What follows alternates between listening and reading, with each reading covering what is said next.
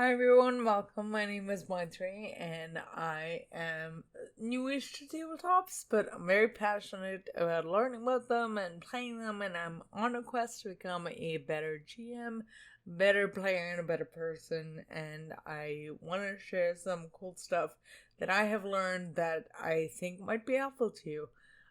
So today we're going to talk about maybe getting your home group to try games other than D&D. Before we get into it, this video assumes three things.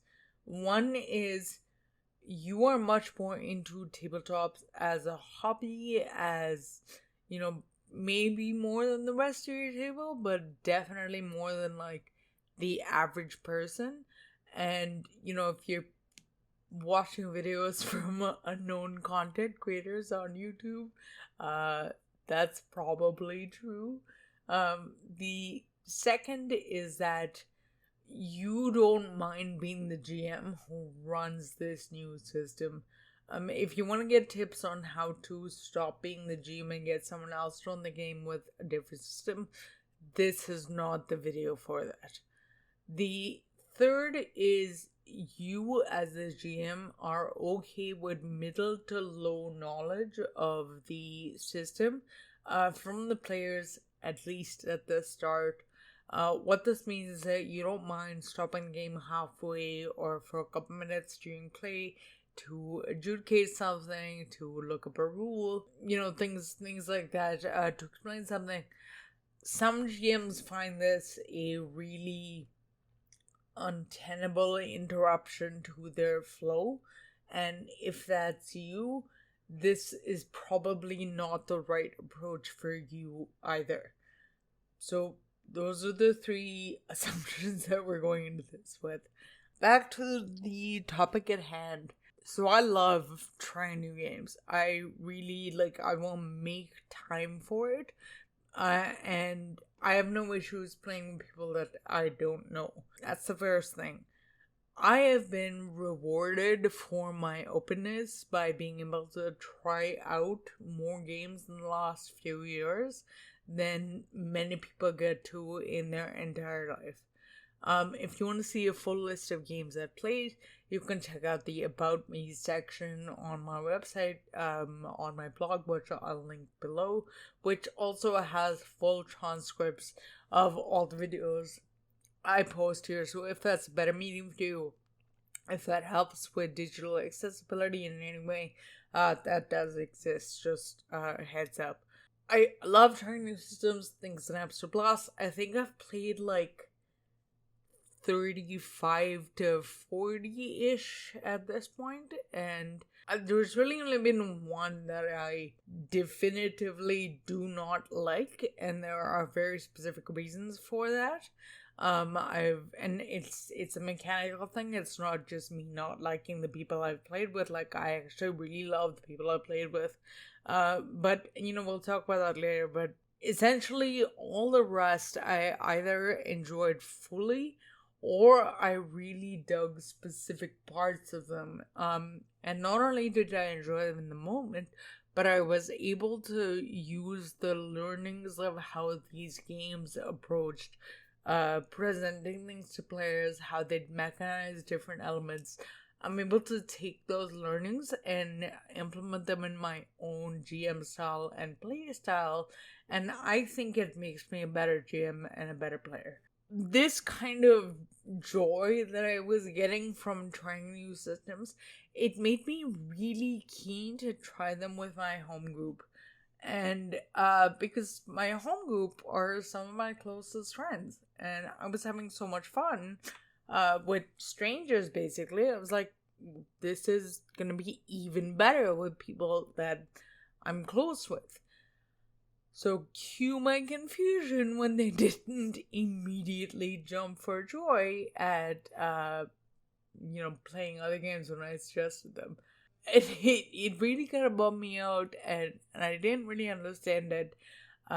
I ended up talking to someone important to me about it, and something crucial that I had not considered was brought to my attention. For me, this was only one game of several that I was playing because I was pretty avid into the hobby, and I still am. For basically everyone else at the table, this was their only game. And for a few of the people at the table who were new parents, this time at the table was probably their primary social outlet with their adult friends.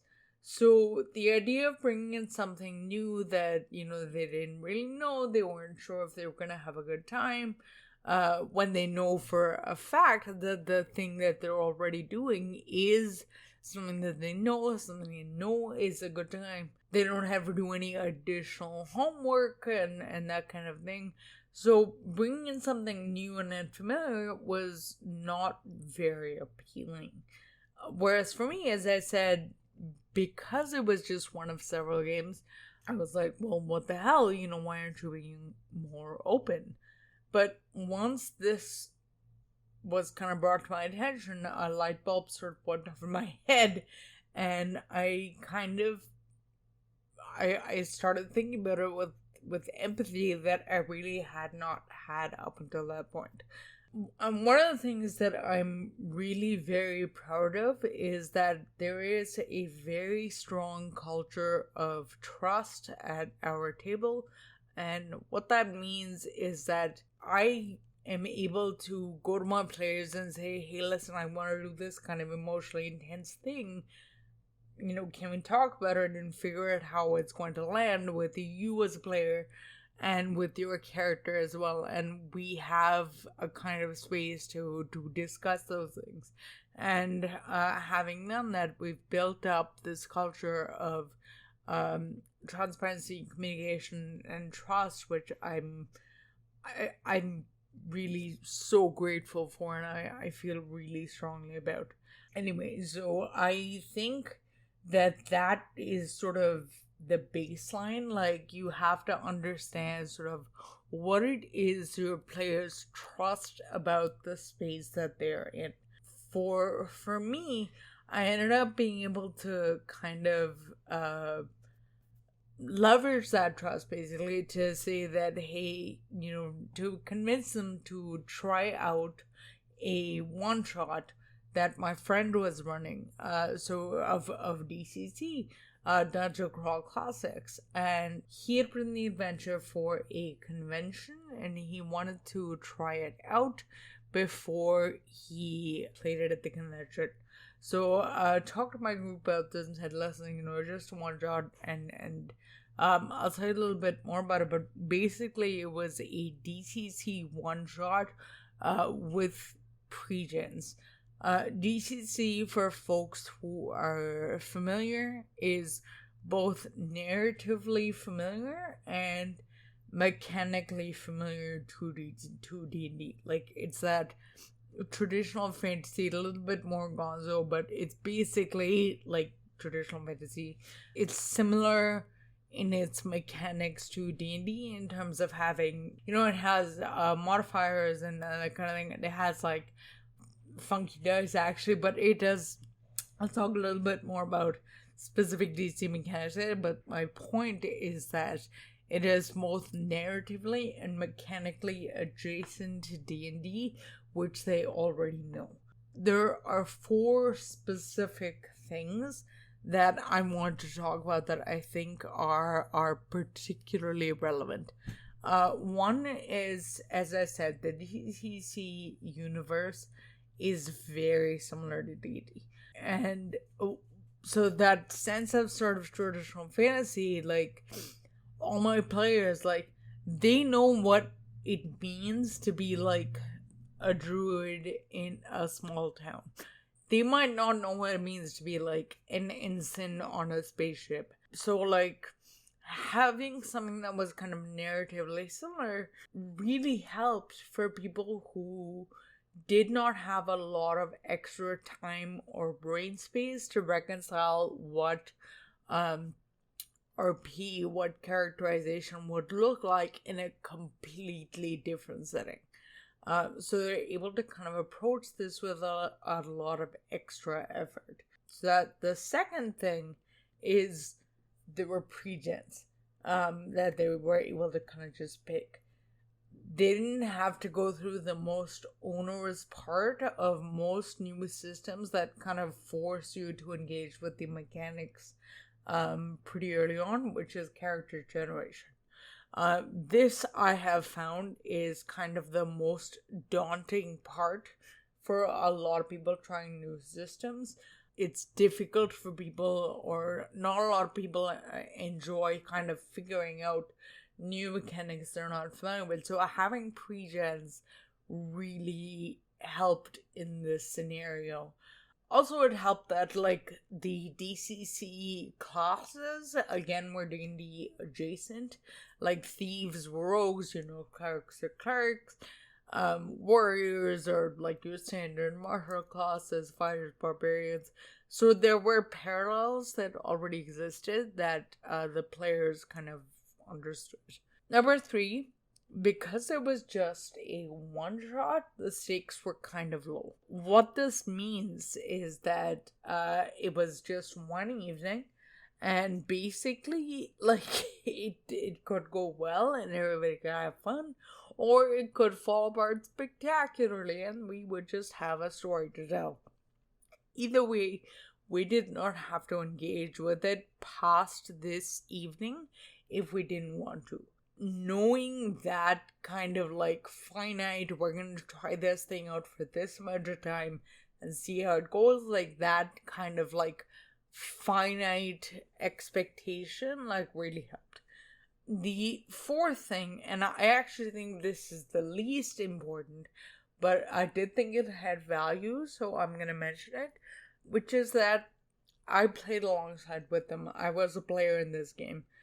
Basically, what I think is seeing me, the person who runs their current game and who has been pushing them to try new games, is asking the judge, the GM, like, the same kinds of questions they would ask. What modifier do I add for this roll? Or, oh, where's that on my sheet? Like, oh, do I know this about this piece? Like, whatever else. Those questions coming from me, I think, let them understand that they didn't have to approach this with an expert level of knowledge. And it could just be like this fun thing that they did that didn't require any extra homework. So they ended up having a blast. I had a blast. I think my friend running the game had a blast. So good times all around. But basically, those are the 4 things that I really wanted to share from that experience. Since then, we've tried out a couple different games, a couple different systems that I've run. I'm actually going to be running a Shadow of the Demon Lord game for them in a couple of weeks, which is pretty cool. Ultimately, I think this experience gave them the confidence of realizing that picking up other games is really not that difficult. It's kind of fun. And so to sort of summarize all of that, the worry that learning a new game might end up being sort of homework and not fun was mitigated specifically by presenting a setting that was adjacent to what they already knew, so that people are already familiar with a similar mechanic systems. They didn't feel like they were approaching this with like a completely new thing that they had never even considered before. Like dice and modifier rules and everything were kind of similar, but it all starts from a culture of trust and transparency.